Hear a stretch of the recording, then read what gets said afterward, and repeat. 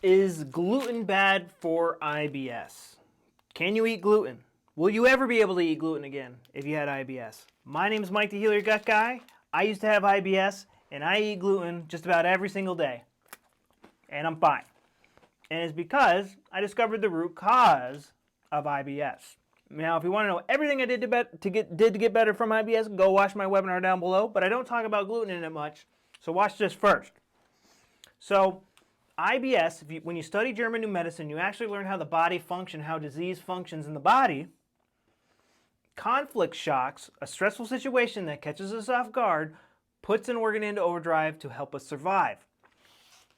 So IBS is the colon, and the colon doesn't digest food. So the whole idea that protein is causing your symptoms is literally bonkers.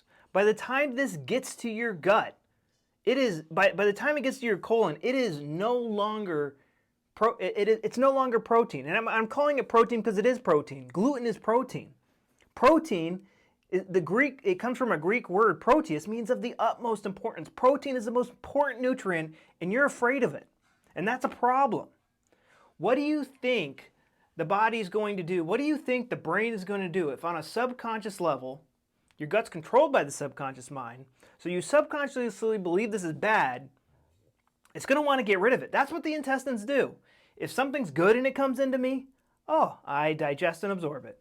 If something bad comes into me, I either vomit it up or I poop it out. It's literally that simple.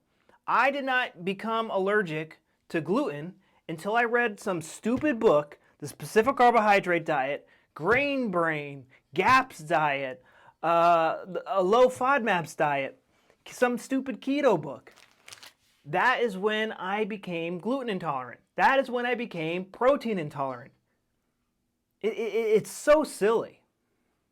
And if I'm not going to go into the origins of gluten intolerance, but it happened during World War II, where this doctor was taking care of kids. They were super stressed out because of the Nazis. And every time the Allies delivered gluten, they would have symptoms.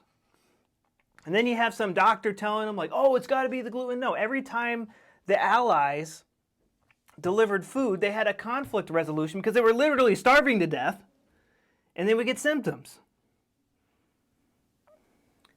You can eat protein. If you are reacting to it, it's because it's a reminder of the conflict. Let's say you're at a party, right?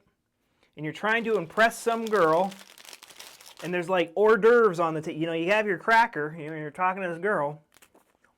Oh yeah, I like gluten, da-da-da-da-da, da-da-da-da-da. And then she says, you're a dork. And then she goes and she makes out with your best friend. Oh my God, I can't digest women. This sucks. And gluten reminds me of that. And it's usually on a subconscious level. That's how this works. Yes, it's dumb, but that's how this works. If you react to protein, that's, gluten, the most important nutrient, then it is somehow a conflict reminder.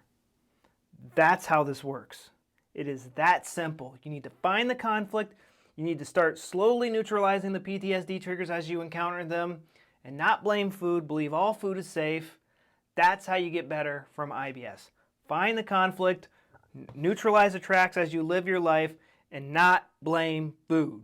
That's how you fix IBS. If you want more details on this, and you should, if you have nothing to do right now, if you're going to go watch cat videos after this, I'm guilty of it too. It's okay. I love cats. Go, but do yourself a favor and go watch my free webinar. I tell you all about learning GNM, and I give away a ton of my tips and tricks for free on how I got better from IBS. See you in the next video. Bye-bye. Go eat gluten, but believe it's safe first. And the webinar will help you do that.